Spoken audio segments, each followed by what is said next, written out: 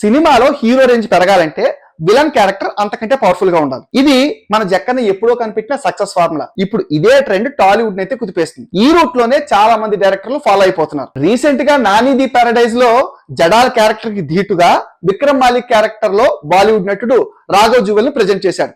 నానికి ఏమాత్రం తగ్గకుండా ఇంకా గట్టిగా మాట్లాడితే విక్రమ్ మాలికే ఒక మెట్టు పైన అన్న రేంజ్ లో రాఘవ్ ఈ క్యారెక్టర్ లో ఒదిగిపోయారు. అలాగే మోహన్ బాబు శంకాజా మాలిక్ క్యారెక్టర్ కూడా ఇంకా పవర్ఫుల్ గా రాసుకున్నాడంటే శ్రీకాంత్ వదల. అజయ్ భూపతి శ్రీనివాస అమంగాపురంలోను హీరోను డామినేట్ చేసేలా కనిపిస్తున్నాడు కలెక్షన్ కింగ్. రాజమౌళి గురించి అయితే స్పెషల్ గా చెప్పాల్సిన పనిలేదు. వారణాసి లో మహేష్ బాబుకు ధీటుగా విలన్ రోల్ లో పృథ్వీరాజ్ సుకుమార్ అని చాలా బలంగా చెప్తున్నాడు. వీల్ చైర్ లో ఉన్న విలనిజం నెక్స్ట్ లెవెల్ లో ప్లాన్ చేశాడు. ఈ మలయాళ స్టార్ సలార్ 2 లోను ప్రభాస్ కి కరెక్ట్ కట్అవుట్ గా వరదా క్యారెక్టర్ లో పృథ్వీరాజ్ సుకుమారన్ హీరోని మించి ఉండబోతున్నాడు. ఈ విలన్స్ అందరికంటే ఉత్తమ విలన్ కమల్ హాసన్ చాలా డిఫరెంట్. కల్కి పార్ట్ 1 లో కనిపించింది తక్కువ, ఆ క్యారెక్టర్ ఇంపాక్ట్ అయితే బీభత్సం. ఇక కల్కి పార్ట్ 2 లో ఎస్కిన్ గా కమల్ విశ్వరూపానికి హీరో కవచకుండలాలు బద్దలవుతాయి అంటున్నారు. మొత్తానికి విలన్స్ నే హీరోకి మించి చూపిస్తూ మన హీరోల రేంజ్ పెంచేస్తున్నారు డైరెక్టర్స్.